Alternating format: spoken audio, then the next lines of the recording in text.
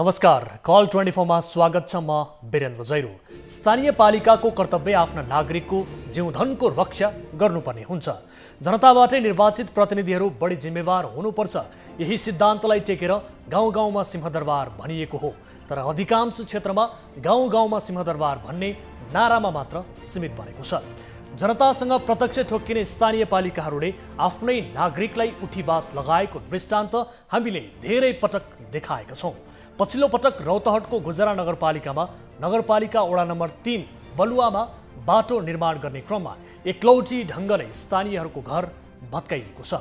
मुस्लिमहरूको महान पर्व रमजानको रोजा व्रत बसिरहेका स्थानीयहरूलाई समय नै नदिइकन निर्माण समितिले एकलौटी ढङ्गले घर भत्काइदिएपछि अहिले उनीहरूको रुवाबासी नै चलेको छ। यो प्रसङ्ग आजको कार्यक्रममा समावेश गर्नेछौँ। अर्को प्रसङ्ग, कोरोना भाइरसको महामारीमा स्वाब परीक्षणका लागि PCR अति आवश्यक हुन्छ। तर बारामा 16 स्थानीय तहको आर्थिक लगानीमा ल्याइएको PCR मेसिन यति बेला थन्किएको छ, अर्थात् यसको प्रयोग हुन सकेको छैन। कलैया अस्पतालमा रहेको यो PCR मेसिन जनशक्ति अभावका कारण देखाउँदै थन्काइएको छ। यसमा न प्रदेश र न त सङ्घीय सरकारले नै चासो दिएको छ। यो प्रसङ्ग आजको कार्यक्रममा जोड्नेछौँ। यस अलावा तपाईँ दर्शकहरूसँगको प्रत्यक्ष कुराकानीमा हामी जोडिनेछौँ।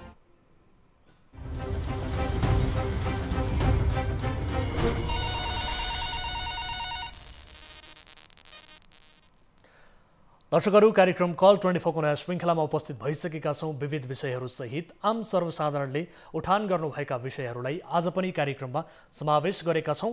र कुनै आपद विपदमा पर्नु भएको छ, कुनै जिज्ञासाहरू छन्, कुनै पनि गुनासोहरू छन् भने तपाईँले कार्यक्रममा प्रत्यक्ष रूपमा सहभागिता जनाएर आफ्ना गुनासोहरू राख्न सक्नुहुनेछ र तपाईँका जायज गुनासोहरूका आधारमा हामी सम्बन्धित निकायका व्यक्तिहरूलाई कार्यक्रममा प्रत्यक्ष रूपमा जोडेर उहाँहरूसँग त्यसको जवाफ लिनेछौँ र तपाईँका कुनै पनि समस्या समाधानका लागि प्रयास गर्नेछौँ, जसका लागि हाम्रो टोल फ्री नम्बर 1660 011 2424, एनसेल नम्बर 98 015 7 2424 र भाइबर नम्बर 98 84 011 037 मा तपाईँले कल गर्न सक्नुहुनेछ। यदि इन्टरनेटको पहुँचमा हुनुहुन्छ भने तपाईँ भाइबर र वाट्सएप मार्फत जोडिएर आफ्ना जिज्ञासाहरू कार्यक्रममा राख्न सक्नुहुनेछ। आफ्ना गुनासोहरू तपाईँले राख्न सक्नुहुनेछ भिडियो मार्फत पनि। यति बेला कोही दर्शक हामीसँग जोडिनु भएको छ, आफ्नो गुनासोसहित उहाँसँग कुराकानी गर्छौँ। त्यस पछाडि थप अन्य प्रसङ्ग जोड्नेछौँ। सबैभन्दा पहिले उहाँसँग कुराकानी गरौँ। नमस्कार, को बोल्दै हुनुहुन्छ, कहाँबाट? हजुर नमस्ते सर, म बुनापात केराबाट दिनेश बोलिरहेको छु। विनोदजी कहाँबाट भन्नुभयो? बुढानी कन्था नगरपालिका केराबाट सुनिखेल। के समस्यामा पर्नुभयो, के का लागि सम्झिनु भयो? सर, मैले चाहिँ भूकम्पको घर बनाएको थिएँ आजभन्दा 2 वर्ष अगाडि, होइन? हजुर। अनि अहिले त्यो ठाउँमा चाहिँ पुरा जग्गा प्लटिङको काम भइरहेको छ। हजुर। अनि त्यो जग्गा प्लटिङको काम भइरहँदा चाहिँ मेरो घर चाहिँ एकदमै खराब भइरहेको छ क्या अहिले। तपाईँले भूकम्प गएको बेला चाहिँ 2 वर्ष अघि घर बनाउनु भयो, तर त्यो क्षेत्रमा अहिले जग्गा प्लटिङ भइरहेको छ भन्ने तपाईँको गुनासो होइन त? हजुर हजुर। कसले गरिरहेको छ, कसको अनुमतिमा यो जग्गा प्लटिङ भइरहेको छ? यो विषयमा हामीले नगरपालिकामा पनि हामी निवेदन दिएका थियौँ। हजुर। अनि त्यसपछि हामीलाई एकचोटि नगरपालिका आउनुहोस् भनेपछि हामी गयौँ, त्यो टाइममा मिटिङ भएन। हजुर। अनि पछि उहाँहरू आफै जानुभएछ, एकपक्ष हिसाबले सहमति भइसकेको छ भन्ने हिसाबले अब उहाँले काम गरेर थाल्नु भएको छ। हामीले मेयरलाई फोन हाल्यौँ, केही जवाब दिनुहुन्न, वडा अध्यक्षले भन्यो केही पनि हुँदैन भन्नुहुन्छ। हामीले केही भन्नै सकेका छैनौँ, केही गर्नै सकेका छैनौँ। अब त्यहाँ जग्गा प्लटिङ हुँदा तपाईँहरूलाई परेको प्रभाव चाहिँ के हो खास गरी? हाम्रो घर पुरै खराब भएछ, एकदम पहिला पनि त्यो ठाउँमा भुच्छहरू गएको थियो, होइन? हजुर। अनि तपाईँको कति भन्नुहुन्छ भने 17-18 फिटसम्म खनिसकेको छ क्या त्यो जग्गा। हजुर। अनि त्यो जग्गा खनेर तपाईँको त्यहाँबाट माटोहरू ढुवानी भइरहेको छ। अनि मैले हजारचोटि हजुरको यो मेयरलाई फोन हान्दा मेयरसँग कोही सम्पर्क हुन सक्दैन, उहाँले फोन उठाउनुहुन्न। अनि त्यसपछि हामीले कतिचोटि वडा अध्यक्षलाई भन्यौँ, उहाँ पनि त्यसै निरीक्षणमा आउनु भएको छैन, मेयरलाई भन्यो त्यसै निरीक्षणमा आउनुहुन्न। अनि हामीले त अहिले अब केही गर्नै नसकेर हामीले चुप्पोसँग हेर्न बाहेक केही कामै भएको छैन। अब यो जग्गा प्लटिङ भइरहेको विशेष गरी सार्वजनिक जग्गामा हो कि अथवा कुनै व्यक्तिले व्यक्तिगत जग्गा आफ्नै जग्गामा प्लटिङ गरिरहेको हो, के हो खासमा? जग्गा चाहिँ यस्तो हो सर, तपाईँको यो सार्वजनिक जग्गा भनेको त्यो बर्को जग्गासँग पनि छोएको छ पहिला, होइन? हजुर। पहिला त्यही ठाउँमा छोइसकेपछि तपाईँको अहिले त त्यो जग्गा नछोइकन हुन्छ आफ्नो जग्गा प्लटिङ भइरहेको हो। अब यो जग्गा प्लटिङ गर्न नपाइने हो खासमा, स्थानीय सरकारले किन चासो नदिएको? स्थानीय सरकारले त के भन्छ भनेदेखि प्लटिङ गर्न पाइन्छ, आफ्नो जग्गा जे पनि गर्न पाइन्छ, प्लटिङ मजासँग गर्न पाइन्छ भन्छ स्थानीय सरकारले त। हस्, तपाईँले कति नम्बर वडा भन्नुभएको थियो, एकपटक फेरि जानकारी गराउनुहोस् त। वडा नम्बर 13 हो सर। 13 मा है। ठिक छ, हामीले यस विषयमा थप जानकारी लिनका लागि र स्थानीय सरकारको ध्यानाकर्षण गराउनका लागि यति बेला जोडेका छौँ। हामीसँग हुनुहुन्छ मेयर साहब जोडिनु भएको छ, बुद्ध प्रसाद, माफ गर्नुहोला, उद्धव प्रसाद हामीसँग जोडिनु भएको छ, उहाँसँग कुराकानी गर्छौँ। मेयर साहब, स्वागत छ यहाँलाई कार्यक्रममा। धन्यवाद। अब यहाँको स्थानीय तहबाट, विशेष गरी यहाँको क्षेत्रबाट हामीलाई एकजना स्थानीयले गुनासो गरिरहनु भएको छ। विनोदजी हाम्रो प्रत्यक्ष सम्पर्कमा हुनुहुन्छ। वडा नम्बर 13 मा त्यहाँ जग्गा प्लटिङ भइरहेको छ, जसका कारण आफूहरूलाई प्रभाव परिरहेको छ, त्यसको समस्या भइरहेको छ भनेर गुनासो गर्नुभएको छ। त्यो वडा नम्बर 13 मा भएको जग्गा प्लटिङ सम्बन्धी यहाँलाई जानकारी आएको छ, यहाँलाई गुनासो आएको छ, यसबारे केही जानकारी छ? वडा नम्बर 13 भनेको माथितिर वरिपरि डाँडा भिर पाखोले घेरिएको र बिचमा चाहिँ फाँटसम्म मैदान फाँट भएको वडा छ। हजुर। माथितिर जङ्गल छ, सामुदायिक वन छ, वन मुनितिर मानिसहरूको व्यक्तिगत घर जग्गाहरू छन्। अब त्यो पहिला चाहिँ खेतीपाती गर्दै गर्दै आएका, दुःख गर्थे, खन्थे, कति वर्षपछिदेखि खन्न पनि छोडे, जङ्गल जस्तै भइरहेका, लालपुर्जा भएका, नापिएका केही कान्ने जग्गाहरू छन् त्यहाँ। हजुर। पहिला आम्दानी हुँदैन थियो, केही हुँदैन थियो, चुप लाएर बस्थे, त्यो जग्गाहरू त्यतिकै रुख बिरुवा जस्तो हरियाली भएर बसिरहेको थियो। हजुर। अब जग्गाको भाउ एकदमै बढ्यो, दलालहरू सक्रिय भए, सस्तोमा किने, त्यसपछि त्यो जग्गालाई राम्रो र मूल्यवान बनाउनको लागि उनीहरूलाई एकदमै प्रेसर गर्यो। हजुर। र त्यो जग्गा चाहिँ बनाउनु पर्यो, अलिकति हाम्रो जग्गाले राम्रो बनाउनु पर्यो, जग्गा चाहिँ डोजर लाउन पाऊँ भनेर कहिलेकाहीँ माग्न आउँछ। हजुर। अगर कतिपयले माग्दै नलागिकन डोजर लाउने, कतिलाई कारवाही पनि गऱ्यौँ, कतिलाई हामीले गाली पनि गऱ्यौँ, गर्न दिएको छैनौँ। हामीले चाहिँ विधि बनाएका छौँ, स्थानीयबाट चाहिँ 4 किल्ला सबैको सहमति लिएर उसको जग्गा त्यहाँको चाहिँ भर्टिकल त्यसको त्यो रेसियो हेरेर त्यसको चाहिँ डिजाइन गरेर, प्राइभेटबाट डिजाइन गरेर, डिजाइन स्वीकृत गरेपछि मात्रै उसको जग्गालाई कमसेकम उपयोग गर्न मिल्ने, बनाउन पाइने भएर बनाएको छ। हजुर। त्यसो गरेर इन्जिनियरले गरिसकेपछि दिन्छौँ, कोहीलाई दिएका छौँ। अब धेरै दिन नभन्यो भने फेरि मान्छेहरूको यहाँ सधैँ प्रेसर हुने, उनीहरूको जग्गा व्यक्तिगत सम्पत्ति दिँदाखेरि कहिलेकाहीँ अलिकति बढी गर्ने, अलिकति बिगार्ने, अलिकति त्यहाँ चाहिँ जोखिम जस्तो देख्ने, स्थानीय मान्छेहरूको विरोध हुने र हामीले उनीहरूलाई कारवाही गर्ने, उनीहरूलाई रोक्ने, त्यस्तै खालको चाहिँ लुकी चोरी चलिरहेको छ। अब बाहिरबाट हेर्दाखेरि चाहिँ ओहो डाँडामा डोजर लगायो भन्छन्, तर जग्गा हेर्दाखेरि उनीहरूको आफ्नो निजी जग्गा देखिन्छ। नदिउँ भने पनि गाह्रो, दिउँ भने पनि गाह्रो, यो जग्गाको अतिक्रमण चाहिँ एकदम बढ्दैछ। हजुर। अब यसका लागि त यहाँहरूले अनुगमन गर्नु पर्यो होइन, अब रोक्ने हो भने प्रपर रूपमा त्यसलाई रोक्नु पर्यो होइन, स्थानीयको गुनासो पनि सुन्नु पर्यो। विशेष गरी स्थानीय यति बेला हामीसँग प्रत्यक्ष रूपमै जोडिनु भएको छ, नगरपालिकाको कतिको सक्रियता यसमा देखिएको छ भनेर उहाँसँग पनि बुझ्छौँ हामी। विनोदजी सुन्दै हुनुहुन्छ? विनोदजी हामीलाई सुन्दै हुनुहुन्छ? मेयर साहब प्रत्यक्ष लाइनमा हुनुहुन्छ, तपाईँले उहाँलाई पनि जानकारी गराइसक्नु भएको छ सम्भवतः यो विषयमा। स्थानीय सरकारले यसलाई नियन्त्रण गर्नका लागि अथवा अनुगमन कतिको प्रभावकारी गरिरहेको छ, त्यो प्लटिङ रोक्नका लागि भूमिका कतिको निर्वाह गरिरहेको पाउनु भएको छ यहाँले? तर केही पनि छैन सर, हामीले त्यहाँ निवेदन पनि धेरैचोटि दिइसकेका हौँ होइन। हजुर। अनि निवेदन हामीले धेरैचोटि दिन पनि, अनि त्यसपछि उहाँहरू के भन्नुहुन्छ भने एकपक्षीय सम्झौता भइसकेको छ, तपाईँहरू केही पनि गर्न सक्नुहुन्न, जुन ठाउँमा जानुभयो भने जानुहोस् भन्ने यताबाट चेतावनी आउँछ, हाम्रो धम्की आउँछ। हामीले मैले बिहान पनि मेयर साहबलाई फोन हानेको हो सर, फोन उठ्दैन उहाँको। हजुर। बिहान कतिचोटि फोन हाने, उहाँको फोन उठ्दैन, वडा अध्यक्षको फोन हान्छु, वडा अध्यक्षको फोन उठ्दैन। यहाँको काम सबै भइरहेको छ, कन्टिन्यू भएको छ, एक दिन पनि काम अटेको छैन। बास सबै ध्वस्त हुने अवस्था भइसकेको छ। हामी बस्ने ठाउँ अब छैन भन्दा पनि हुन्छ सर। अब यो बर्खायाम सुरु भयो, यो बर्खायाममा त हामीले आफ्नो वासस्थान नै छोड्न पर्ने अवस्था आयो क्या सर। अब मेयर साहब सुन्दै हुनुहुन्छ? अब यसबारे के छ त तपाईँको भनाइ? तपाईँहरूले गरेको पहल त प्रभावकारी भएन भन्नुहुन्छ? कान्लामा जङ्गल छेउमा मान्छेहरू घर आफ्नो बारीमा घर बनाएर बसेका, पुराना बेलाका साना कच्ची घरहरू, काठका घरहरू, माटाका घरहरू बनाएर बस्ने गर्थे। अब सबै मान्छे ढलान गरेर घर बनाउने भए, डाँडामा बाटो चाहिने भयो माथिबाट लानलाई। त्यसपछि आएर अब ढलान गरेर घर बनाउँदाखेरि जोखिम बढ्ने भयो। अब माथि एउटाको जग्गा हुन्छ, तल अर्कोको जग्गा हुन्छ, अर्को तल अर्कोको जग्गा हुन्छ।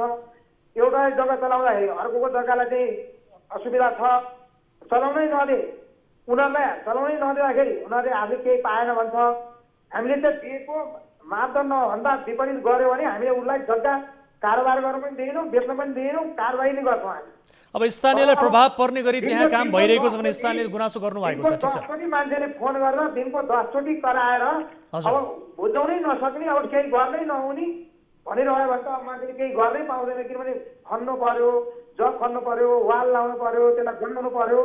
बनाउँदाखेरि पनि जोखिम हुने भयो भने उसलाई रोक्नु पर्यो, त्यसलाई त कागज गराएको छ नि त यहाँ। अब त्यो मान्छेले आफ्नो आफ्नो खालको कुरा गर्छन्। अब अहिले एउटा कुरा गर्छ, अलिखेर अर्को कुरा गर्छ। अब सुरक्षा त्यो उसलाई भनिरहेको छौँ, हामीले कराइरहेको छौँ। अब त्यसलाई पनि राखेर हामीले हेर्छौँ, हेरेर पनि कुराकानी गर्छौँ। आज एकचोटि जान्छु भनेर मैले खोजिरहेको छु, टाइम मिलाउँदैछु। हजुर, तपाईँ जाने अब यो सोचमा हुनुहुन्छ? गोठालै बस्न त सक्दैन नि सर। रात बिहानै ल एक टिम मात्र लग्यो, यहाँ खाल्टो खन्यो, यो के गर्यो, एउटा प्राविधिकले बनाएको डिजाइन अनुसार काम गरेन भने त उसलाई त्यो जग्गै बेच्न सक्दैनौँ हामी, केही पनि दिँदैनौँ, रोक्छौँ। त्यो त हामी छँदैछ, ठिक छ। हामीलाई पनि थाहा छ। समय र जानकारीका लागि ठिक छ मेयर साहब। कोहीसँग पैसा लिएर कोहीसँग कसैले समझौता गरेर गर्नु पर्दैन। तर जनताले मेरै पक्षमा मात्रै सबै कुरा गरिदिए। डाँडा भिरमा बसेका मान्छेलाई जम्मैलाई अब बाटो पुर्याउन पनि सक्दैनौँ हामी। कतिपय चाहिँ भिड भागा तयारी गर्न पनि गाह्रो छ। मिलेर चाहिँ नबनाऊ तिमीहरूले, अब यसलाई उपयोग गर्ने बनाऊ, बाटो बनाऊ। अब भारत विचारमा मिलेर गरेन भने एडानले मात्रै लान पनि सक्दैन। अप्ठ्यारो छ कतिपय कुरा। अब उहाँले भनेको के हो कुरा यसरी बुझ्नु पर्छ। म ती जान्छु, यसरी हेर्छु के रहेछ। ठिक छ। मेयरले चाहिँ खायो अथवा मेयरले चाहिँ गरेन भन्यो भने त्योभन्दा माथि अदालत गए भइहाल्छ। होइन, ठिक छ। तपाईँ एकपटक गएर अनुगमन गर्नुहोला, वास्तविकता बुझ्नुहोला। स्थानीय नागरिकको संरक्षण गर्नुपर्ने तपाईँहरूको दायित्व हो, प्रमुख दायित्व हो। स्थानीय नागरिकको संरक्षण गर्नुपर्ने यस विषयलाई लिएर गम्भीरताका साथ यहाँले बुझिदिनु भयो भने अझ बढी ठिक हुनेछ र स्थानीयको गुनासो पनि सम्बोधन हुन सक्छ। छोड्दैनौँ हामीले, एकदमै हाम्रो तर्फबाट हेर्ने काममा कुनै कसर पनि गर्दैनौँ। समय र जानकारीका लागि धन्यवाद। र यो विषयमा हामी स्थलगत रूपमा बुझ्ने पनि छौँ र यसबारे थप वास्तविकता बुझ्नका लागि हामी पक्कै पनि यस विषयलाई लिएर रिपोर्टिङ पनि गर्नेछौँ। समय र जानकारीका लागि यहाँलाई धेरै धेरै धन्यवाद। र म स्थानीय ज्यूलाई पनि धन्यवाद दिन चाहन्छु, विनोदजी, जसले गुनासो गर्नुभयो र यसबारे हामी थप बुझ्नेछौँ। यसरी जग्गा प्लटिङ भइरहेको छ, स्थानीय नागरिकले गुनासो गरिरहेका छन्, तर स्थानीय सरकारले पनि मापदण्ड अनुसार नै त्यहाँ गरिरहेको र मापदण्ड विपरीत यदि भए त्यसलाई रोक्नका लागि आफूहरू सोच बनाइरहेको भन्ने किसिमको जानकारी दिनुभएको छ। यद्यपि जग्गा प्लटिङ यसरी देशका विभिन्न ठाउँमा भइरहेका छन्। यसतर्फ स्थानीय सरकार नै बढीभन्दा बढी चनाखो हुनुपर्ने जरुरी छ। यति बेला आजको कार्यक्रमको पहिलो विषयतर्फ यहाँहरूको ध्यानाकर्षण गराउन चाहन्छु। कसैको घर संरचना सार्वजनिक स्थानमा पर्यो भने त्यसलाई हटाउने कानुनी प्रक्रिया हुन्छन् र यस सम्बन्धीको विषय हामी जोड्नेछौँ। र यसअघि एउटा अर्को महत्त्वपूर्ण रिपोर्ट छ, यहाँहरूको ध्यानाकर्षण त्यो रिपोर्टतर्फ गराउन चाहन्छु। विशेष गरी देशमा कोरोना भाइरसको सङ्क्रमण यति बेला भयावह बनिरहेको छ र भयभरका अस्पतालहरू सङ्क्रमितले भरिभराउ हुन थालेका छन् र कतिपय सङ्क्रमितले बेड नपाएको गुनासो गरिरहँदा भुइँमै उपचार समेत गराउनुपर्ने परिस्थितिमा छन्। तर बाराको एउटा प्रसङ्ग यति बेला जोड्न गइरहेका छौँ र विशेष गरी बारामा 16वटा स्थानीय तहले मिलेर आर्थिक लगानीमा खरिद गरेको PCR मेसिन यति बेला थन्किएको अवस्थामा छ र जिल्ला बाहिरबाट आउने नागरिकको कोरोना परीक्षण गर्न सञ्चालन गरेको जिल्लाको एकमात्र PCR ल्याब यति बेला लामो समयदेखि बन्द रहेको अवस्थामा छ र तर पनि कोरोना सङ्क्रमण बढे पनि जिल्लामा PCR मेसिन सञ्चालन गर्नका लागि तदारुकता देखाइएको छैन। यसबारे थप वास्तविकता बुझ्नेछौँ, थप कुराकानी गर्नेछौँ सम्बन्धित निकायसँग। सबैभन्दा पहिले यो रिपोर्ट हेरौँ।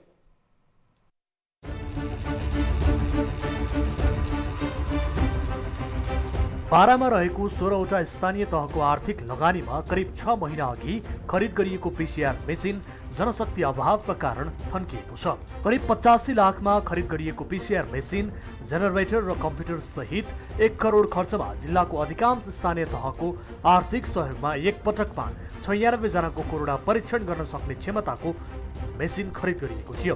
हाल कलैया अस्पतालमा PCR मेसिन सञ्चालनका लागि तयारी अवस्थामा रहेको तर जनशक्ति अभावका कारण सञ्चालनमा आउन नसकेको अस्पतालका माइक्रोबायोलोजी प्राविधिक सुशील कुमारले बताए। साथै जनशक्ति पठाइदिन प्रदेश र केन्द्र सरकारलाई आग्रह गरेको समेत उनको भनाइ छ।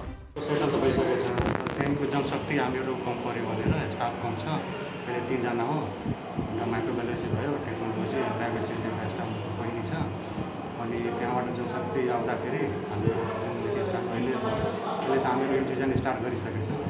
त्यो जनशक्तिको अभावले हामीहरू पिसिआर त्यो 1-2 दिनमा जनशक्ति आइरहेपछि स्टार्ट सेटल भइसकेको छ। यता बाराका प्रमुख जिल्ला अधिकारी सुगौन्द्र पौडेलले पिसिआर मेसिन सञ्चालनका लागि प्रदेश सरकारसँग जनशक्ति माग गरेको बताउँदै आएका छन्। पिसिआर मेसिन उद्घाटन मात्रै भयो, सञ्चालन भएको छैन, तपाईँको भनाइ सही हो। तर त्यो पिसिआर बराबरको हामीसँग एन्टिजेन परीक्षण गर्ने व्यवस्था यसअघि नै छ। त्यसले गर्दाखेरि तर त्यो पिसिआर मेसिन पनि चलाउनु पर्छ, किनभने त्यसको भ्यालु सिटी भ्यालु भन्छ, त्यो सिटी भ्यालु यो एन्टिजेन परीक्षणबाट आउँदैन। त्यसले गर्दाखेरि त्यो पिसिआर चलाउनलाई हामीले प्रदेश सरकारसँग समन्वय गरिसकेका छौँ र प्रदेश सरकार मन्त्री परिषदबाट निर्णय पनि भइसकेका छ। छिटै जनशक्तिको आपूर्ति भएर हामी चाँडै चलाउने अवस्थामा पुग्छौँ भन्ने मलाई लाग्छ। जिल्ला जनस्वास्थ्य कार्यालय बाराका अनुसार जिल्लामा शून्य रहेको संक्रमितको संख्या चैत 6 गते यता 150 भन्दा बढी रहेका छन्। संक्रमित देखिएका अधिकांश भारतबाट आएको पाइएको छ। जिल्लाभर दोस्रो चरणमा कोरोनाका कारण मृत्यु हुनेको संख्या 3 पुगिसकेको छ। शून्य संक्रमित भएको जिल्लामा अहिले बढेर 150 भन्दा बढी संक्रमित पुगिसकेका छन् र यता तयारी अवस्थामा रहेको पिसिआर मेसिन सञ्चालन नहुँदा नारायणी उपक्षेत्रीय अस्पताल वीरगञ्जबाट कोरोना परीक्षण गर्नुपर्ने बाध्यता रहेको छ। दर्शकहरू, यस विषयमा थप कुराकानी गर्छौँ। यति बेला हामीसँग जोडिनु भएको छ कलैया उपमहानगरपालिका बाराका प्रमुख हुनुहुन्छ राजेश यादव, उहाँसँग कुराकानी गर्छौँ। मेयर साहब, स्वागत छ यहाँलाई कार्यक्रममा। दर्शकहरू, मेयर साहबसँग सम्पर्क स्थापित हुन सकेन, उहाँलाई फेरि एकपटक टेलिफोन सम्पर्क गर्नका लागि म हाम्रो टिमका साथीहरूलाई अनुरोध गर्न चाहन्छु। करिब 85 लाखको लागतमा पिसिआर मेसिन यति बेला जनशक्ति अभावको कारण देखाउँदै थन्किएको अवस्था छ। यस्ता उपकरणहरू यो कोरोना महामारीको समयमा थन्किएर रहनु अत्यन्त दुःखद पक्ष हो। यी उपकरणहरूको सदुपयोग गरिनुपर्छ, प्रयोगमा ल्याउनुपर्छ, तर जनशक्ति अभावको कारण देखाउँदै यति बेला बारामा रहेको मेसिन जो 16वटा स्थानीय तहहरू मिलेर कलैया उपमहानगरपालिकालाई जिम्मा दिइएको थियो सञ्चालनका लागि, तर त्यो मेसिन भने यति बेला थन्किएको अवस्थामा छ। यति बेला मेयर साहब हामीसँग फेरि जोडिनु भएको छ, राजेश यादव हुनुहुन्छ। मेयर साहब, स्वागत छ यहाँलाई कार्यक्रममा। धन्यवाद। अब यो करिब 85 लाखमा खरिद गरिएको पिसिआर मेसिन जनशक्तिको अभाव देखाउँदै थन्काइएको छ भन्ने किसिमको खबर आयो। के कारणले होला यो मेसिन यो अवस्थामा सदुपयोगमा ल्याउने यहाँहरूले आवश्यक ठान्नु भएन? अब यसलाई के भयो कि हामीले पुसतिरबाट हामीहरूले त्यसको कर्मचारी त्यो गुणता एकदम पिसिआर सञ्चालनमा ल्याउने परिस्थितिमा एकदम अप टु डेट गर्यौँ। त्यतिखेर हामीहरूले अनुमतिको लागि माथि सङ्घमा प्रयास गर्यौँ, त्यहाँबाट अनुमति पाएन। हजुर। अब अनुमति नपाएपछि फेरि हामी प्रदेशसँग पनि त्यसको लागि अनुमतिको लागि समन्वय गर्यौँ सामाजिक विकास शाखामा, त्यहाँबाट पनि हामीलाई अनुमति पाएन। के कारणले अनुमति पाउनु भएन, के भन्छ सम्बन्धित निकाय? अब दिएन, त्यो पत्र नै छ सङ्घको, अनुमति दिएको थिएन। त्यसपछि हाम्रो बिचमा आजभन्दा 10-15 दिन पहिला मलाई लाग्छ 10-15 दिन भएकोलाई बढी नभएकोलाई जिल्ला प्रशासन कार्यालयमा सिडिओ साहबसँग हामी छलफल गऱ्यौँ र त्यसलाई फेरि सिडिओ साहबले सङ्घमा पत्रचार गर्नुभयो, समन्वय गर्नुभयो पिसिआर सञ्चालनको लागि। त्यसपछि फेरि मेरो स्टाफ अस्ति गएको छ काठमाडौँ, अब कहाँसम्म के गरेर आउँछ त्यो अहिलेसम्म जानकारी हुन आएको छैन मलाई। भनेपछि अब यो कहिलेदेखि सञ्चालनमा आउँछ केही भन्न सकिने अवस्था छैन, टुङ्गो छैन। जबसम्म अनुमति पाउँदैन तबसम्म कसरी चाहिन्छ। त्यसको कर्मचारी पनि हामीहरूले नियुक्ति गरेर 3 महिनासम्म तलब बसाएर तलब खुवाउनु पर्यो। त्यसपछि हामीहरूले उहाँहरूले बेतलबी बिदा जस्तो गरेर पठाइदिएको हो। त्यसो भए अब तपाईँहरूले 16वटा स्थानीय तहले यसरी आर्थिक लगानी गरेर यो खरिद गरेको पिसिआर मेसिन सञ्चालन नहुनु, यो त अत्यन्त दुःखद कुरो भयो। यसको अर्थ के भयो सर? यो लगानी त खेर गयो र अर्कोतर्फ यो कोरोना महामारीको समयमा यहाँहरूले अनुमति पाउनु भएन, यसलाई सञ्चालन गर्ने यहाँहरूले यो तदारुकता देखाउनु भएन भने यो त बडो गम्भीर विषय भयो होइन सर? हामीहरू त्यसको लागि तत्परमा छौँ एकदम सञ्चालनको लागि। अब जिल्लामा कोसँग समन्वय, जिल्ला प्रशासनमा समन्वय गर्ने, हजुर सङ्घमा समन्वय गरेको छँदैछौँ हामीहरू। प्रदेशमा गरे कुनै सामाजिक विकास शाखामा गरेको नै छौँ। र फेरि मैले आफ्नो कर्मचारी अस्ति पठाएको छु माथि, अब के कसरी गरेर आउँछ। यो अनुमति नपाउनुको कारण के हो? ठ्याक्कै बताउनुहोस् न। अस्पताल कलैया अस्पतालमा छ होइन यो पिसिआर मेसिन, तर अनुमति नदिनुको कारण चाहिँ के हो? कलैया अस्पतालभित्र जनस्वास्थ्य भवनमा समन्वय गरेर हामीहरू जनस्वास्थ्य भवनमा त्यसलाई व्यवस्थित गरेको छौँ। हजुर, अनि ठ्याक्कै तपाईँहरूले अनुमति नपाउनुको कारण चाहिँ के हो? तपाईँहरूले के कारण भनिएको छ? अब कारण त्यस्तो खुलाएर भन्नु मात्र अनुमति दिएको छैन, त्यति मात्र हामीसँग पत्राचार छ। त्योभन्दा माथि म भन्न सक्दिनँ। त्योभन्दा बढी केही पनि यहाँलाई जानकारी छैन त्यसो भए? होइन, त्यस्तो जानकारी नै माथिबाट आएको छैन। प्रदेश सरकारबाट यहाँलाई जानकारी आएन हो? अनुमति नदिएको अनुमति के यस्तै पत्र आएको छ हाम्रो। अनि यो पिसिआर मेसिन सञ्चालनका लागि अहिले जनशक्तिको तपाईँहरूले सबै किसिमको तामझाम मिलाइसक्नु भएको छ? जनशक्ति छ हो, त्यो तपाईँहरू सञ्चालन गर्न सक्छौँ भन्ने पक्षमा हुनुहुन्छ होइन त? तपाईँहरू सञ्चालन गर्न सक्नुहुन्छ यदि अनुमति पायो भने? हो, पाएमा सञ्चालन गर्छौँ। अब यस्तो महामारीमा जनताको सेवाको लागि त्यो त चलाउनै पर्छ, नचलाउने कुरै छैन। अनि यसका लागि चाहिने जनशक्ति तपाईँहरूसँग छ कि छैन? छ, 11 जनाको नियुक्ति छ। अनि यति हुँदाहुँदै पनि किन चाहिँ अनुमति दिएन? बडो गम्भीर विषय यहाँले भन्नुभयो। ठिक छ, हामी बुझ्ने कोसिस गर्नेछौँ। अहिलेका लागि यहाँलाई समय र जानकारीका लागि धेरै धेरै धन्यवाद दिन चाहन्छु र हामी प्रदेश सरकारका व्यक्तिहरूसँग पनि बुझ्ने कोसिस गर्नेछौँ। विशेष गरी यहाँ मुख्यमन्त्री जो हुनुहुन्छ प्रदेश 2 का लालबाबु राउत, उहाँसँग पनि हामी सम्पर्क गर्नेछौँ। समय र जानकारीका लागि यहाँलाई धेरै धेरै धन्यवाद। दर्शकहरू, यस विषयमा हामीले जानकारी लियौँ। कलैया उपमहानगरपालिकाका मेयर हुनुहुन्थ्यो राजेश राय यादव हाम्रो सम्पर्कमा, तर उहाँले बताएअनुसार जनशक्ति पनि छ, तर आफूहरूलाई यो सञ्चालन गर्नका लागि अनुमति आएको छैन, अनुमति दिएको छैन भन्ने हिसाबले यसको सञ्चालन गर्न नसकिएको बारे उहाँले जानकारी दिनुभएको छ। किन अनुमति दिइएन यसबारे हामी थप जानकारी लिने कोसिस गरिरहेका छौँ। विशेष गरी प्रदेश सरकारलाई हामी टेलिफोन सम्पर्क गर्ने कोसिस गरिरहेका छौँ। मुख्यमन्त्री लालबाबु राउतलाई हामी टेलिफोन सम्पर्क गर्ने कोसिसमा छौँ, तर उहाँले हाम्रो फोन उठाइरहनु भएको छैन, उहाँको फोन उठिरहेको छैन। र सँगसँगै सामाजिक विकास मन्त्री नवल किशोर शाह, उहाँलाई पनि हामी टेलिफोन सम्पर्क गर्ने कोसिस गरिरहेका छौँ, तर उहाँको फोन पनि यति बेला उठिरहेको छैन। यद्यपि अस्पतालका व्यक्तिहरू कोही हुनुहुन्छ भने उहाँलाई पनि टेलिफोन सम्पर्क गर्नुहोला। म उहाँहरूलाई पनि सम्पर्कमा ल्याउनका लागि अनुरोध गर्न चाहन्छु हाम्रो टिमका साथीहरूलाई।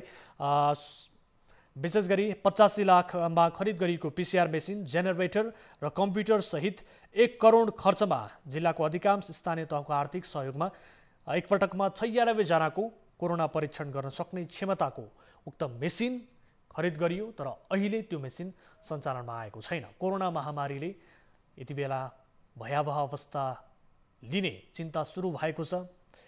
कतिपय जिल्लाहरू लकडाउनमा छन्, निषेधाज्ञामा छन्, तर 12 मा रहेको उपकरणहरू पनि यति बेला यसरी थन्किएको अवस्थामा छ। यति बेला जनतालाई पिसिआर परीक्षण गर्न आवश्यक रहेको मेसिन, जनताको परीक्षण गर्नका लागि आवश्यक रहेको मेसिन थन्किएको अवस्थामा छ। स्थानीय सरकारले बताएअनुसार त्यो मेसिन सञ्चालन गर्नका लागि अनुमति पाएनौँ, त्यसकारण सञ्चालन हुन सकिरहेको छैन। यद्यपि कहिले सञ्चालनमा हुन्छ यो समेत भन्न सकिने अवस्था छैन र एक्ज्याक्ट अनुमति नदिनुको कारणबारे पनि स्थानीय सरकारलाई थाहा छैन। हामीले भर्खरै मेयर साहबसँग कुराकानी गऱ्यौँ र उहाँलाई सोद्धाखेरि यसको कारण आफूलाई थाहा छैन, तर अनुमति दिइएको छैन मात्र, यसबारे मात्रै मलाई जानकारी छ भन्ने कुरो उहाँले हामीलाई बताउनु भएको छ। हामी यस विषयमा थप कुराकानी गर्ने कोसिस गरिरहेका छौँ। यति बेला हामी 12 जिल्लाका प्रमुख जिल्ला अधिकारी सुरेन्द्र पौडेल हाम्रो सम्पर्कमा हुनुहुन्छ। सिडिओ साहब, स्वागत छ यहाँलाई कार्यक्रममा। धन्यवाद। हुन त हामीले स्थानीय सरकारसँग पनि कुराकानी गरिसकेका छौँ।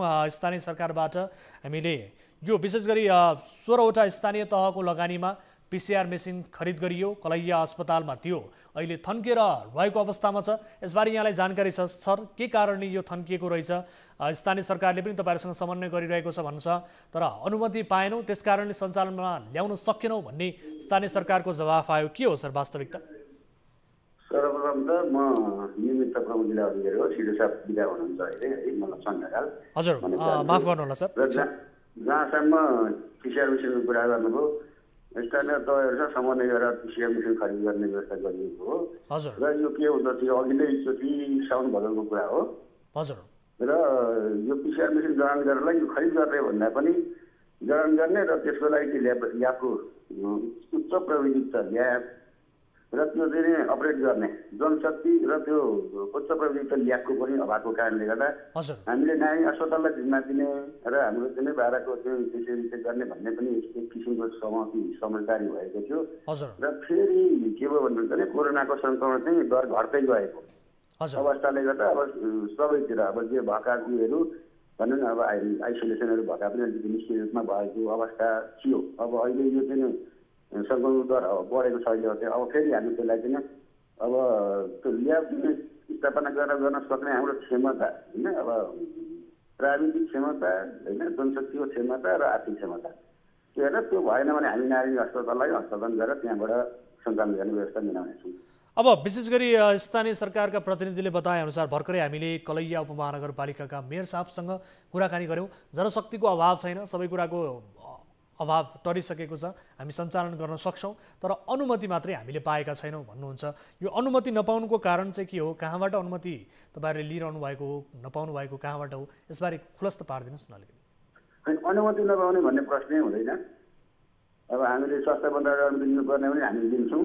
अगाडिको सन्दर्भमा अब त्यसरी के भएको थियो, म आएको सुनिल सर आएको पनि 1.5 महिना दिनुभयो, म पनि पछि नै आएको हुँ। अब तर अनुमति नपाउने भन्ने विषय रहँदैन, मैले जहाँसम्म जानेको। तर मेयर साहबले त्यही भन्नुभयो, स्थानीय सरकारका प्रतिनिधिहरू त्यही बताइरहेका छन् यति बेला अनुमति छैन, त्यसकारण सञ्चालन गर्न सकेनौँ भनेर। हाम्रो यो इन्डिभिजुअल बुझाइमा पनि अब फरक भएर होला। अब मैले चाहिँ बुझेको कुरा चाहिँ जनशक्ति भन्दा पनि पहिलो जनशक्ति पनि हो, मतलब सबैभन्दा ठुलो कुरो ल्याब हो। त्यो ल्याबको कति बिक्रीमा राख्ने होइन, एसीको मात्रै विषय भएन त्यो।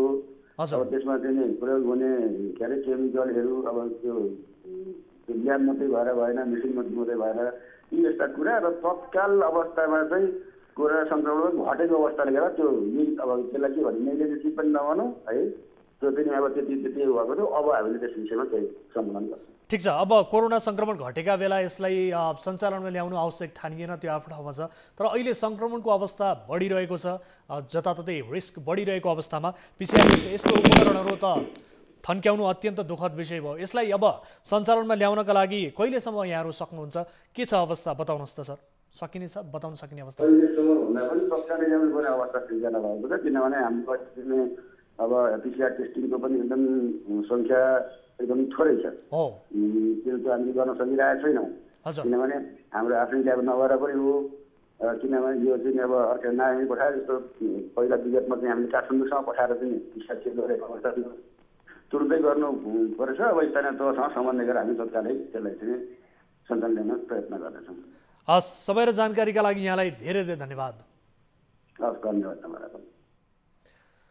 दर्शकहरू, हामीले कुराकानी गऱ्यौँ यति बेला बारा जिल्लाका निमित्त प्रमुख जिल्ला अधिकारी हुनुहुन्थ्यो, उहाँसँग हामीले कुराकानी गऱ्यौँ र उहाँले बताएअनुसार अब तत्काल हामी यसलाई सञ्चालनमा ल्याउने कोसिस गरिरहेका छौँ भनेर भन्नुभएको छ। तर यो सङ्क्रमण बढिरहेको अवस्थामा र पिसिआर परीक्षण समेत यति बेला कम भइरहेको अवस्थामा पिसिआर मेसिन थन्क्याउनु अत्यन्त दुःखद पक्ष हामीले भनिरहेका छौँ, बारम्बार जोड लगाइरहेका छौँ। यसको सञ्चालन हुनुपर्छ र पर्याप्त जनशक्ति त्यहाँ व्यवस्थापन गरेर धमाधम पिसिआर परीक्षण गर्न सकिए कोरोना सङ्क्रमणको जोखिमलाई हामी केही हदसम्म कम गर्न सक्दछौँ।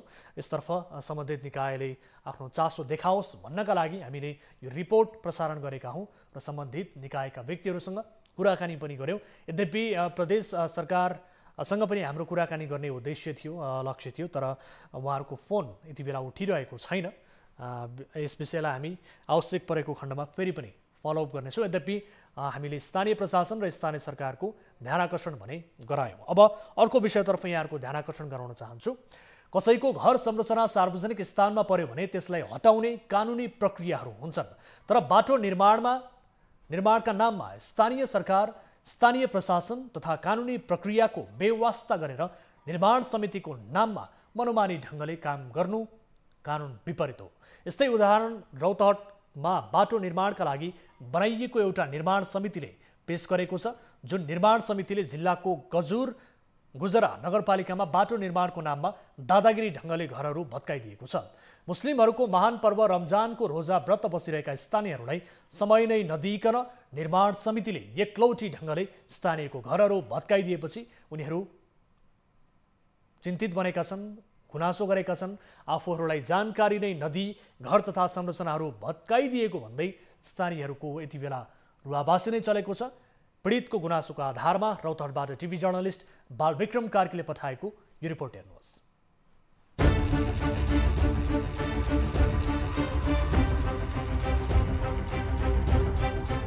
रौतहटको गुजरा नगरपालिका वडा नम्बर 3 बलुवामा बाटो निर्माण गर्ने क्रममा एकलौटी ढङ्गले स्थानीयहरूको घर भत्काइएको छ। मुस्लिमहरूको महान पर्व रमजानको रोजा व्रत बसिरहेका स्थानीयहरूलाई समय नै नदिइकन निर्माण समितिले एकलौटी ढङ्गले घर भत्काइदिएपछि अहिले उनीहरूको रुवाबासी चलेको छ। यो टोलको एकवाल देवानको घरदेखि अब्दुल शेषको घर जाने बाटो फराकिलो गर्ने भन्दै स्थानीय शेष कैमुल हकको अध्यक्षतामा एउटा निर्माण समिति गठन गरिएको थियो। सो निर्माण समितिले हाल बाटो निर्माणको काम गर्ने र सकिएपछि बिल भरपाई पेश गरेर वडाबाट भुक्तानी लिने गरी बाटो फराकिलो पार्ने काम सुरु गरेका थिए। बुधबार बिहान समितिका केही मानिसहरूको नेतृत्वमा डोजर सहित सोटोलमा पुगेर घर तथा विभिन्न संरचनाहरू भत्काउन सुरु गरेका थिए। आफूहरूलाई जानकारी नै नदिई आफ्नो घर तथा संरचनाहरू भत्काइदिएको स्थानीयले दुखेसो गरेका छन्। आफूहरू रोजा बसिरहेको र रोजा सकेपछि सहमतिमै आफ्नो संरचना हटाउँछौँ भन्दा पनि नमानेर जबरजस्ती डोजर चलाइएपछि उनीहरू आक्रोशित भएका छन्।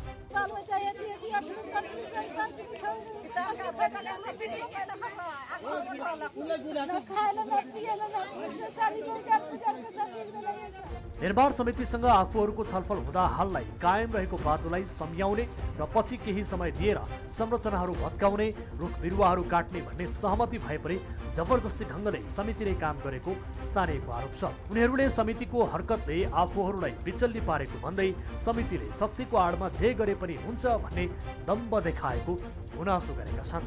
यहाँहरूले के भन्नुभयो कि बाटोको निकाल्नको लागि निकासी शिलान्यासन गर्नुभयो र हामीले बोलाउनु भयो, भन्नुभयो कि कसैको न आँप भत्काउने आँप फलेपछि पोट काट्ने हो र कसैको घर पनि भत्काउने होइन।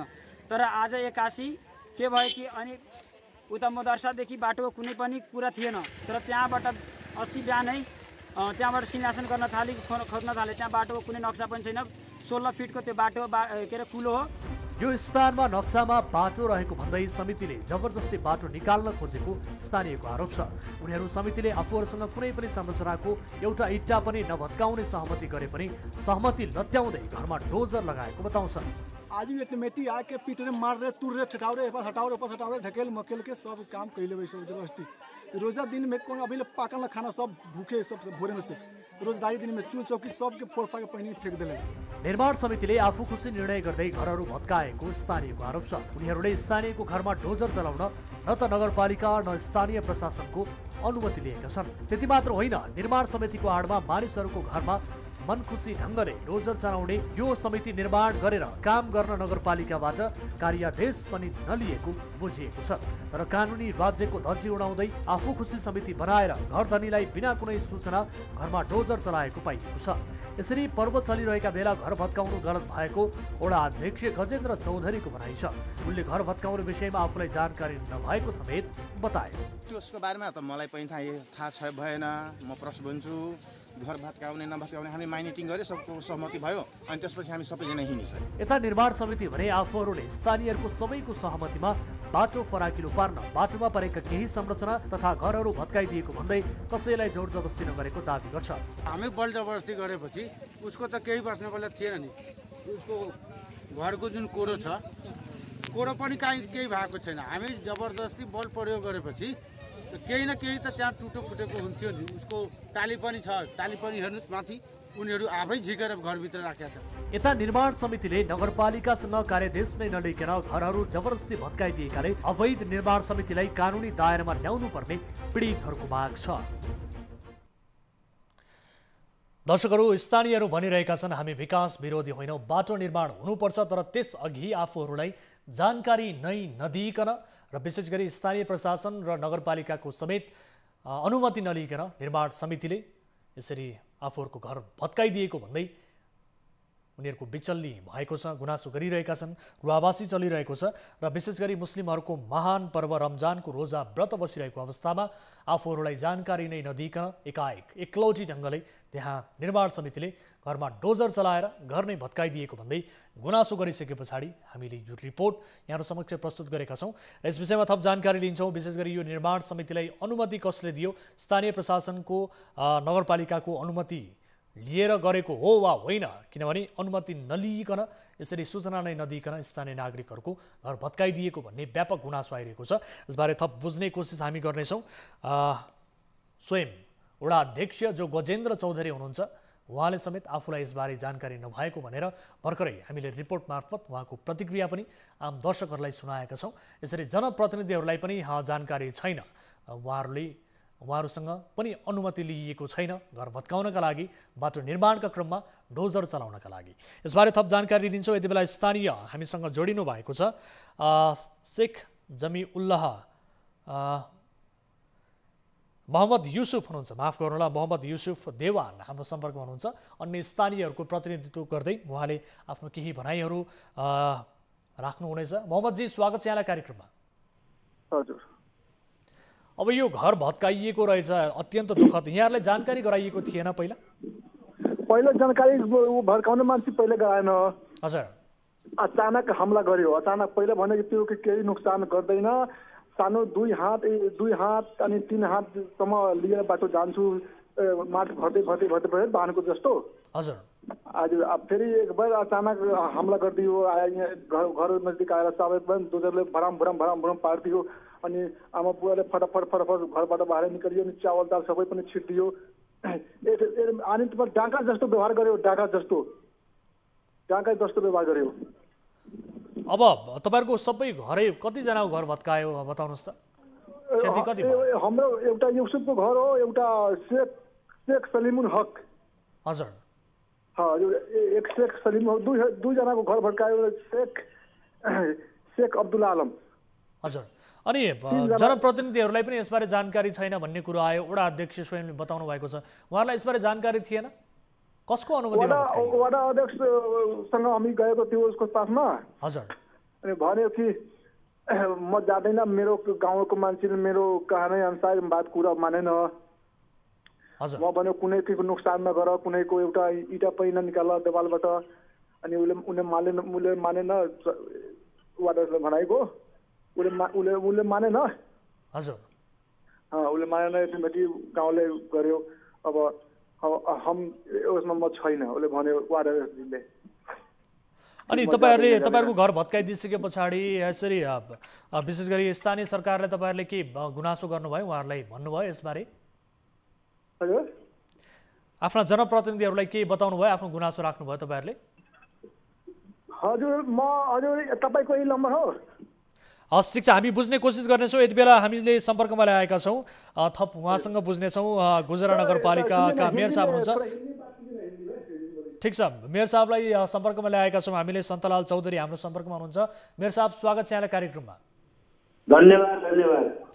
अब नगरपालिका अन्तर्गत वडा नम्बर 3 बलुवामा बाटो निर्माण गर्ने क्रममा त्यहाँ स्थानीयहरूको घर एकलौटी ढङ्गले निर्माण समितिले भत्काइदियो भनेर गुनासो गरिरहनु भएको छ। स्थानीय नागरिकहरूको रुवावासी छ। विशेष गरी रमजान पर्वको व्रत बसिरहेका बेला उनीहरूलाई जानकारी नदिइकन, सूचना नदिइकन घर एकाएक भत्काइयो भन्नुहुन्छ। यसबारे तपाईँहरूले जानकारी थिएन सर? यो निर्माण समितिले घर भत्काउनका लागि यहाँहरूसँग अनुमति लियो? जानकारी त हामीलाई पनि छ होइन। सुरुमा 2-3 चोटि त्यही बाटोको लागि। हजुर, र मैले त्यहाँदेखि वडा अध्यक्षसँग सम्पर्क गरेँ। हजुर, उहाँले के भन्नुभयो भनेदेखि हामी सबको चाहिँ सहमति हो, सहमतिमै गरे हो। त्यसपछि चाहिँ म अफिसमै थिएँ, त्यहाँबाट 3-4 जना आयो। मैले फेरि चाहिँ पुनः वडा अध्यक्षलाई भने यसो चाहिँ गुनासो आउँदैछ, के हो यसमा? हजुर, भने चाहिँ सोद्धाखेरि होइन, यो त सबले स्वीकार गरेकै हो। त्यसमा 1-2 जना चाहिँ गएर चाहिँ विरोध गर्दैमा त्यो चाहिँ नहुने त होइन। त्यही पनि यदि त्यस्तो केही तलमाथि परेको छ भने म गएर चाहिँ त्यहाँ सल्टाउँछु भनेर भनेको छ कि। अब हेर्नुहोस्, वडा अध्यक्षज्यूले त के पनि बताउनु भएको छ भने मलाई यसबारे केही पनि जानकारी छैन, अनुमति लियो लिएन, घर भत्काएको बारे केही पनि जानकारी छैन भनेर उहाँले बोल्नु भएको छ। हामीले उहाँले बोलेको प्रतिक्रिया रिपोर्टमै प्रसारण गरेका छौँ, दर्शकहरूलाई सुनाएका छौँ। हजुर। अनि अब यसरी अनुमति बिना निर्माण समितिले एकलौटी ढङ्गले किन चलायो भनेर तपाईँहरूले यसबारे बुझ्ने कोसिस गर्नु भएन? तपाईँहरूको अनुमति पनि छैन होला? छैन हजुर, छैन, हामीले अनुमति दिएको छैन। तपाईँहरूले कार्यादेश पनि दिनुभएको छ यो निर्माण समितिलाई? कार्यादेश दिनुभएको छ? छैन हजुर। अब यो हाम्रो कतैको चाहिँ बजेटबाट गरे होइन, उहाँहरू आफ्नै उसबाट। हजुर। अब मैले उहाँहरूकै आफ्नै आय स्रोतबाट उहाँहरूको आफ्नै खर्चबाट भइराखेको भए तापनि मैले के भने कसैलाई मार्का नपरोस्। हजुर। यदि मार्का पर्छ भनेदेखि हामीले पनि बाध्य भएर कार्य स्टेप दिनुपर्छ भनेर मैले भनेकै हो। हजुर। अब तपाईँको ठिक छ मेयर साहब, हेर्नुहोस् त, अरू कामको चापले गर्दा म उतातिर जान सकिएको छैन। आज म समय मिलाएर म जाँदैछु त्यतातिर। अब स्थानीय नागरिकको त घर भत्काइदिइसक्यो, यसरी तपाईँहरूको अनुमति नलिकन विशेष गरी त्यहाँ अवैध रूपमा समिति बन्यो र त्यसले एकलौटी ढङ्गले तपाईँका स्थानीय नागरिकको घर भत्काइदियो। अब स्थानीय सरकारको त आफ्ना नागरिकहरूको संरक्षण गर्नुपर्ने दायित्व हो नि, होइन? अब के गर्ने ती नागरिकहरूले? वडा नम्बर 3 मा रुवावासी चलिरहेको छ सर यति बेला। अब के गर्ने भन्नुहोस् त? समय मिलाएर म जाँदैछु उतातिर। अनि यो निर्माण समितिलाई केही कारबाही गर्नुहुन्छ तपाईँ? एकदम गर्छु। यदि जबरजस्ती कसैलाई दुःख दिने चाहिँ नियतले गरेको छ भनेदेखि हामी कारबाही चुलाएर त बस्दिन नि हजुर। ठिक छ, एकैछिन होल्डमा रहनु होला मेयर साहब, तपाईँसँग हामी कुराकानी गर्नेछौँ। यति बेला हामीले सम्पर्कमा ल्याएका छौँ विशेष गरी यो निर्माण समितिका अध्यक्ष हुनुहुन्छ सैस कैमुल हक, हामीसँग जोडिनु भएको छ। अध्यक्षज्यू स्वागत छ यहाँलाई कार्यक्रममा। हेलो अध्यक्षज्यू स्वागत छ यहाँलाई कार्यक्रममा। कुरा कान लाग्छ त, सुन्दै हुनुहुन्छ मलाई? भन्नु न। अब एकाएक स्थानीयको घरमा डोजर किन चलाउनु भयो सर? कसले दियो तपाईँलाई अनुमति? हजुर, स्थानीय नागरिकको घरमा डोजर किन चलाउनु भयो सर? होइन, डोजर त चलाएको छैन नि हामीहरू। घरै भत्काउनु भएको छ? बाटोमा थियो, हामी त सहमतिले गर्दा त्यो काम भएको छ। कसरी सहमति? कोसँग सहमति गर्नुभयो तपाईँहरूले बताउनुहोस्? सबै हाम्रो मानमैत्री छ नि, हामी सबै गाउँघरमा पुरै समितिबाट त्यो निर्णय गरेर भएको छ। सहमति अनुसार उहाँहरूको घरै भत्काइदिन्छु भन्नुभएको थियो तपाईँहरूले, घरै भत्काउन दिन्छु भन्नुभएको थियो स्थानीयले? भएको छैन, उसको घर छँदै छ। किन तपाईँले घर भत्काउनु भएको छ? डोजर चलाएर बकैदा दृश्यमा देखाइरहेका छन्। हजुर, त्यो हाम्रो चाहिने बाटो जति चाहिए हामी सहमतिबाट हामी निर्णय गरेर गरे हो। अनि तपाईँहरूलाई घर भत्काउने, अरूको घर भत्काउने अधिकार चाहिँ कसले दियो सर? छैन, हामी त घर भत्काएकै छैन, उसको घर त त्यस्तै जस्ताको त्यस्तै छ। कसरी हुन्छ? हामीले दृश्यमा देखाइरहेका छौँ स्थानीय नागरिकको रुवावासी चलिरहेको छ। झुट बोल्नुहुन्छ सर? होइन हजुर, त्यो सबै झुटो कुरा हो। घर त उसको त्यस्ताको त्यस्तै छ। जस्ताको त्यस्तै छ, डोजर चलेको छैन त्यसो भए? छैन। साँच्चै हो? स्थानीयले बताइरहेका छन् तपाईँले डोजर चलाउनु भएको छ। माइनमेटमा हेर्नु न, उसको घर जहाँको चाहिँ छ। उसको होइन, जसैको पनि। त्यहाँ स्थानीय नागरिकको तपाईँले घर भत्काउनु भयो कि भएन सर? कतिवटा घर भत्काउनु भयो बताउनुहोस्? उसको घर भत्का छैन, घर त त्यस्तै छ। तपाईँहरूले 2वटा घर भत्काउनु भयो सर त्यहाँ? अनुगमन टोलीमा पठाउनु, त्यसको हेर्नु, त्यसको घर त्यस्ताको त्यस्तै छ। हामी उसको घर भत्काएको छैन, डोजरले पनि चलाएको छैन। तपाईँहरूले डोजर नै चलाउनु भएको छैन बाटो निर्माण गर्ने क्रममा कसैको घरमा सर, यो बताउनुहोस् त? होइन, हामी त सहमतिले गर्दा उसको जति थियो नि, जति भनेको थियो त्यति नै हामी गरेका छौँ। उसको घर त त्यस्ताको त्यस्तै छ, उसको घर पनि भत्काएको छैन हामीहरू। तपाईँहरूले घरै भत्काउनु भएको छ सर? मेयर साहब यति बेला प्रत्यक्ष लाइनमा हुनुहुन्छ, तपाईँहरूलाई नगरपालिकाले पनि अनुमति दिएको छैन, स्थानीय प्रशासनले पनि अनुमति दिएको छैन। तपाईँहरूको समिति यति बेला जसलाई कार्यादेश दिएको छैन त्यो समिति आफैमा अवैध समिति भनेर भनिएको छ। तपाईँहरूले यसरी अन्य स्थानीय नागरिकको घर भत्काउन पाउनुहुन्छ सर? हरिनगर चौकीको अध्यक्ष पनि त्यहाँ हुन्छ त्यो मिटिङमा। सबै स्थानीय हाम्रो मुख्य वार्ड कार्यालयको मुख्य छ नि, त्यो पनि छ, मेयर पनि छ। सबैको सहमतिबाट सरसल्लाहबाट हामी जति उसको चाहिने। तर मेयर साहब त यो विषयमा जानकारी छैन, आफूहरूलाई जानकारी छैन भन्नुहुन्छ? हजुर मेयर साहबले आफूलाई जानकारी छैन यो विषयमा भन्नुभयो, वडा अध्यक्षज्यूले पनि आफूलाई जानकारी छैन भन्नुभयो। होइन त्यस्तो भएकै छैन। मेयर साहब सुन्दै हुनुहुन्छ? सुन्दैछु हजुर। अब के बताउन चाहनुहुन्छ अध्यक्षज्यूले? तपाईँहरूलाई पनि जानकारी छ यो बारे, तपाईँहरूको सबैको सहमतिमा यो गरियो भनेर भन्नुहुन्छ त उहाँ त?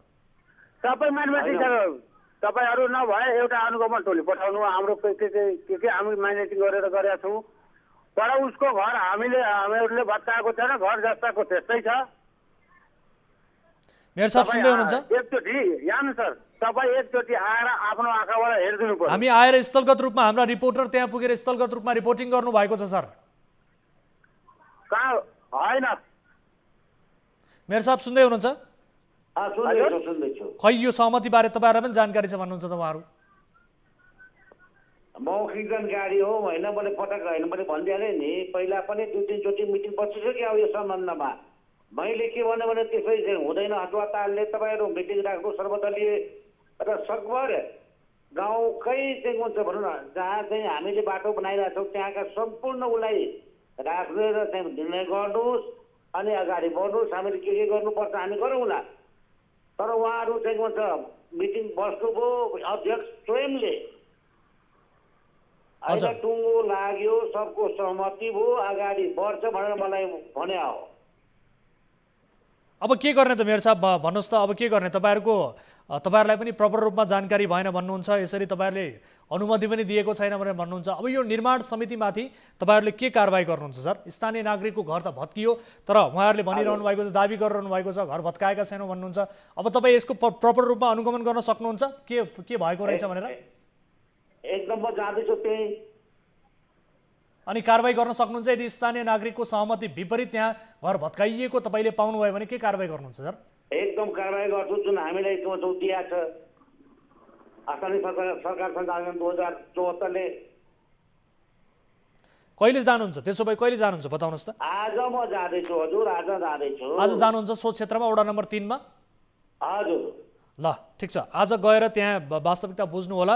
हामी तपाईँसँग यसबारे थप अपडेट लिनेछौँ, किनभने स्थानीय नागरिकको संरक्षण गर्नुपर्ने तपाईँको दायित्व हो। हामीले बारम्बार भनिरहेका छौँ स्थानीय सरकारको दायित्व रहन्छ। तपाईँ एक नगरको पिता हो, अभिभावक हो, आफ्नो नागरिकको गुनासो सुन्नु होला, के हो वास्तविकता बुझ्नु होला। र यदि नगरपालिकाको अनुमति विपरीत, तपाईँहरूको कार्यदेश विपरीत त्यहाँ स्थानीय नागरिकको घर भत्काइएको हो, सहमति विपरीत तपाईँले त्यही पाउनुभयो भने कारवाही गर्न पनि नचुक्नु होला। हामी यही चाहन्छौँ र तपाईँसँग थप अपडेट हामी लिनेछौँ सर यो विषयमा। र यो विषयमा हामी पक्कै पनि फलोअप गर्नेछौँ। यति बेला म धन्यवाद दिन चाहन्छु मेयर साहबलाई, र उहाँले आज गएर आफू बुझ्ने बताउनु भएको छ। र सँगसँगै निर्माण समितिका अध्यक्षज्यू उहाँले दाबी गरिरहनु भएको छ कि आफूहरूले भत्काएका छैनौँ, घर जस्ताको त्यस्तै छ भनिरहनु भएको छ। यद्यपि हाम्रा टिभी जर्नलिस्ट त्यहाँ पुगेर स्थलगत रूपमा यसबारे रिपोर्टिङ गर्नुभएको छ, स्थानीय नागरिकको रुवावासी चलेको हामीले त्यो पनि दर्शकहरूलाई देखाएका छौँ। खैर, हामीले नगरपालिकाको ध्यान आकर्षण गराएका छौँ र मेयर साहबले बताएअनुसार आफू अनुगमनमा जाने र यदि गलत भएको पाइए त्यसलाई कारबाहीको दायरामा ल्याउने उहाँले बताउनु भएको छ।